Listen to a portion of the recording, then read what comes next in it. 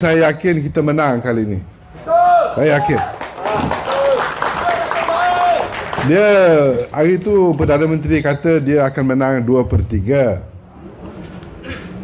Saya rasa dia menang 23 je. BN hari ini tenang. Betul-betul tenang. Ini bukan cakap politik, betul-betul.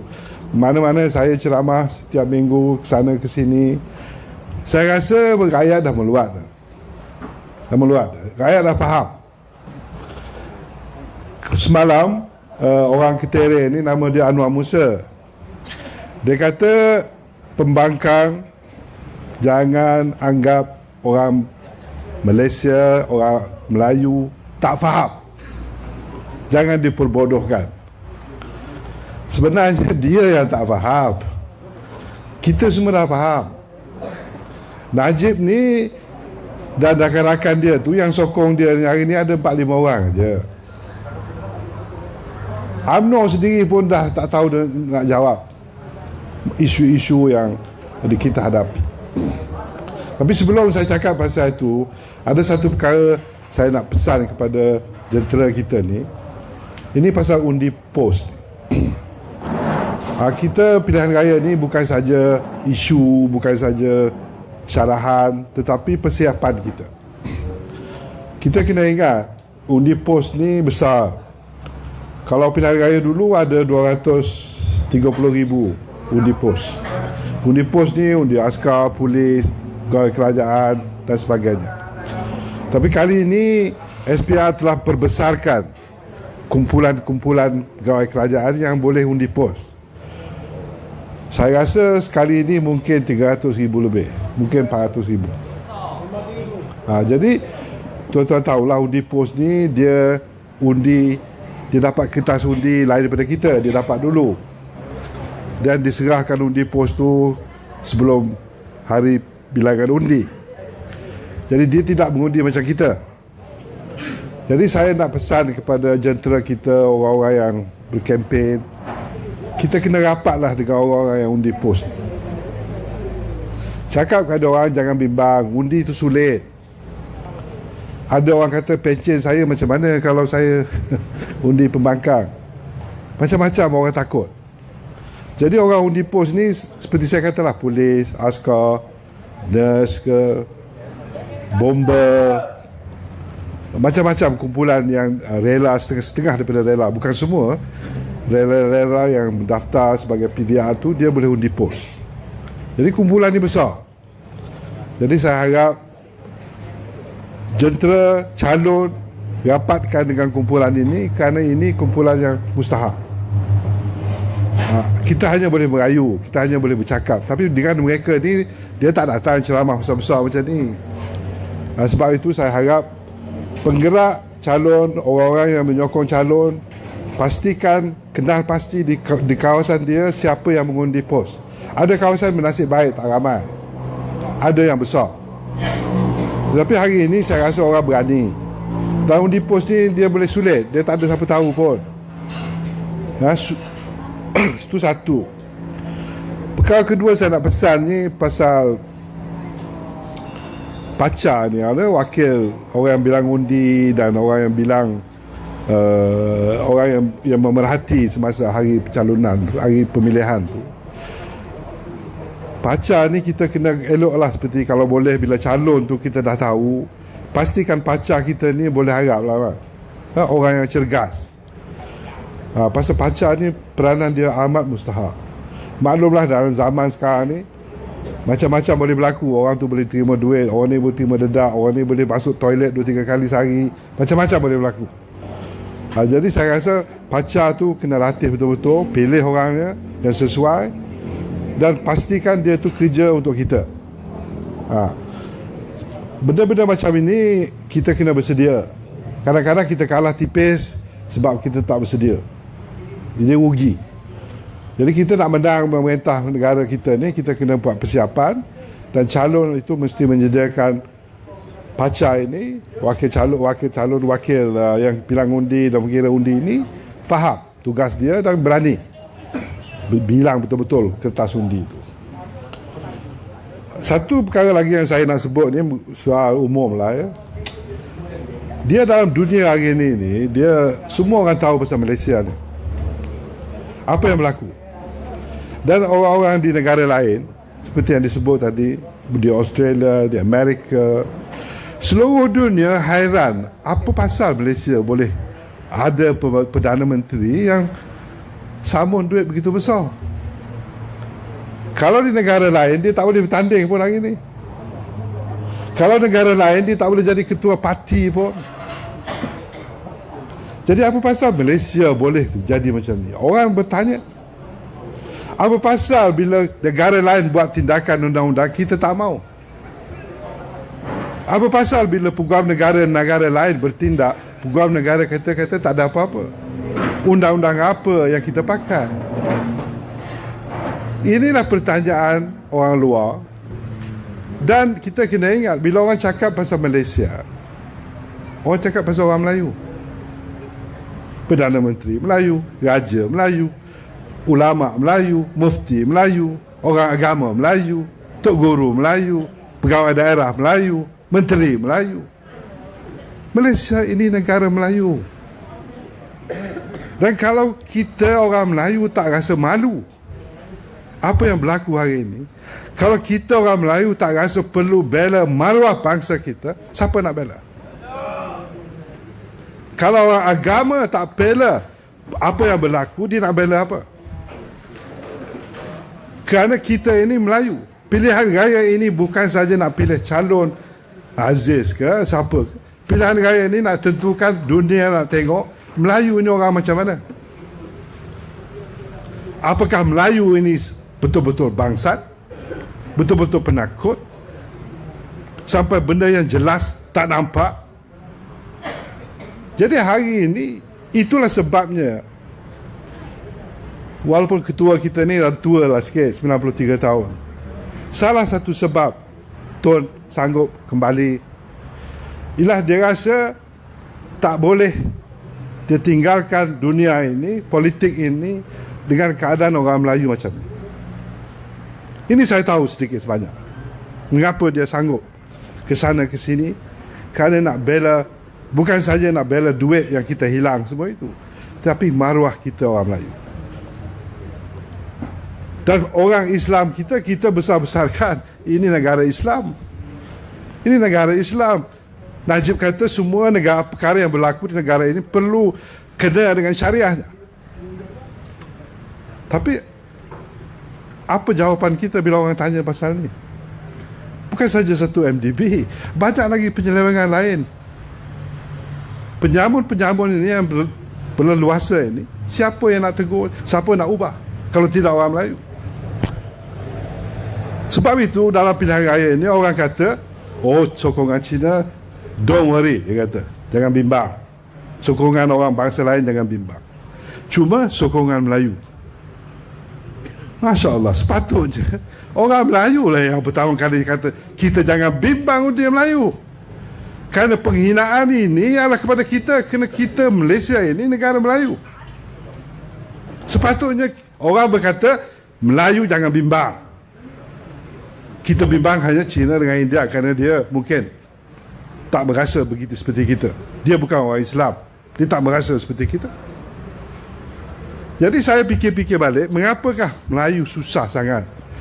Kata dia orang, mengapa Melayu susah sangat nak tukar UMNO ni? Jadi alasan yang dia beri itu tak menasabah langsung. Dia kata takut DAP. Saya kata saya masuk DAP tu, saya nak masuk, nak check lah betul ke bahaya DAP ni. Sekarang ni tak ada bahaya pun. Jolo tu yang bahaya, bukan DAP. Dia manusia ni, Cina ke Melayu ke, dia kalau jahat-jahat lah. MCA tu pun yang banyak juga skandal berbilion-bilion. Sebab itu UMNO boleh berkawan dengan MCA, dia sama-sama banyak skandal. MCA kita tahulah kisah dia, dia parti peniaga. Jadi pasal apa yang UMNO, orang kata Melayu ni susah sangat nak tukar, takut DAP. Itu tak ada masuk akal. Saya dah kata DAP ni berapa kerak sangat. Orang Cina berapa kerat di Malaysia? 25%. Kalau semua sokong DAP pun apa boleh buat? Cina dia kahwin satu ya, kita 4 pun ada. Kita lebih ramai daripada Cina, apa takut? Lepas tu dia kata, oh kita bimbang pasal Raja Melayu. Dia kata Raja Melayu tu jangan bimbang lah, dia pandai lah jaga diri dia. Dia semua dah kaya-kaya semua dah. Tak perlu kita nak jadi hero, nak bela apa lagi. Tak ada siapa pun nak turunkan Raja Melayu. Jadi tak ada sebab. Oh Islam pula dah. Islam. Oh Islam akan terjejas. Islam akan terjejas kalau kita buat perangai sekarang ni.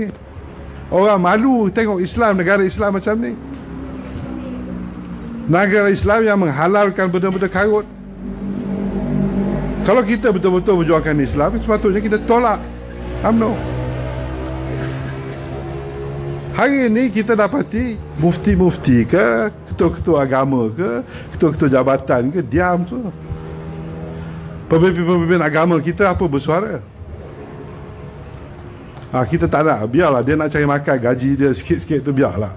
Tapi kita orang bawah ni tak payah ikut perangai orang macam ni.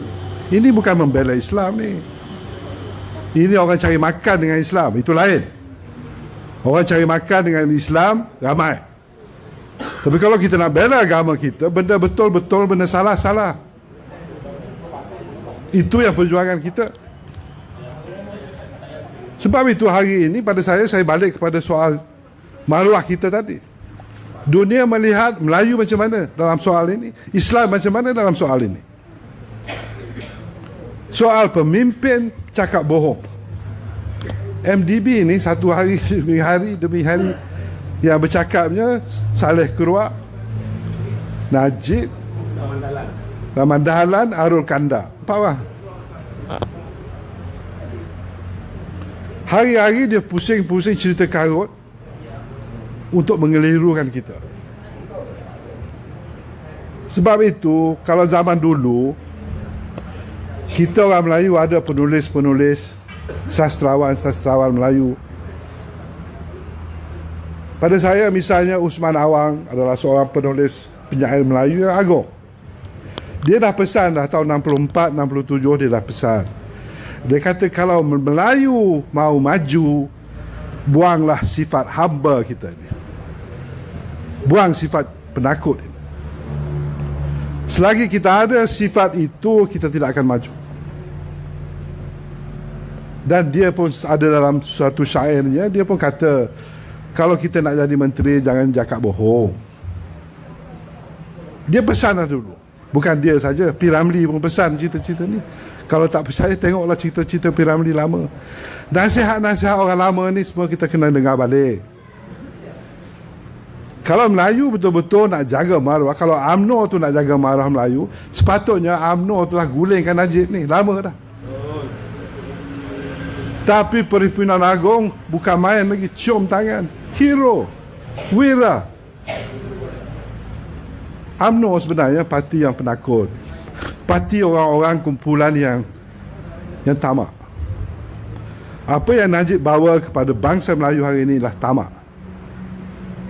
Bila penyakit tamak itu menular dalam jiwa kita, rosak kita. Yang tamak atas suruh yang nombor 2 jadi tamak. Yang nombor 2 tamak, dia suruh nombor 3 tamak. Apa jadi dengan ketua polis negara kita? Kita orang Melayu juga. Tapi kita malu kadang-kadang jawapan dia tu. Dunia memerhati semua ini, bukannya dunia tertutup semata-mata kerana utusan dengan berita TV3 tak siarkan. Dunia tahu ketua polis penakut, pegawai negara penakut, orang tu penakut, orang ni penakut. Apa Melayu nak tunjuk kepada ni? Sebab itu saya rasa persoalan 1MDB, persoalan salah guna kuasa, persoalan semua yang menyusahkan kita hari ini, ekonomi, hanya rakyat boleh selesai. Hanya rakyat boleh selesai. Dan saya rasa pilihan raya ini ialah pada saya peluang yang terbaik lah. Masa kita ada Dr. Mahathir lagi, masa ada lagi pemimpin-pemimpin Anwar Ibrahim, ada lagi yang tua-tua. Kita ni semua grup tua-tua dah, tapi masih ada. Kalau kita habiskan buang-buang peluang ini, dan kita pilih pula Najib, dan kita pilih pula Hadi Awang, maka selesailah sejarah Melayu. Boleh tulis buku baru. Boleh tulis buku baru. Kerana kita sudah tidak ada lagi nilai dan sifat Melayu yang sebenar. Dan saya harap orang Melayu, kampung ke, bandar ke, fikir benda ni. Fikir bahawa suatu hari nanti kesalahan yang berlaku hari ini kita tidak mudah nak ubah. Kalau kita tewas kali ini, maka kita akan ada kerajaan bukan saja kleptokrasi. Ini kleptokrasi ini dia curi je dia. Kerajaan kleptokrasi ini kerajaan yang curi duit rakyat. Tapi kita itu lebih daripada itu. Kita curi duit rakyat dan kita paksa ketua-ketua jabatan, ketua-ketua negara, ketua itu menjadi bangsat untuk menolong kita. Maka tidak ada kerajaan selepas ini. Sebab itu Dr. Mahathir kata tidak ada pilihan raya selepas ini. Tidak ada pilihan raya. Dan saya percaya itu akan berlaku. Kerana Dr. Mahathir kata kalau kita menang, kita akan tangkap semua yang bersalah. Dan saya rasa ini satu cabaran kepada kita. Kita nak buat ke, kita nak bersihkan negara ini, ataupun kita nak kekalkan yang ada. Jadi soalan sekarang ini, yang ada yang membimbangkan kita takut. Takut Islam, takut Lim Guan Eng, Lim Kit Siang. Lagi apa takut? Takut raja hilang? Tak ada. Masanya kita fikir diri kita sendiri. Masanya kita fikir ekonomi negara kita, cari makan kita, sekolah anak kita. Itu yang patut kita fikir. Itu yang patut kita bimbangkan.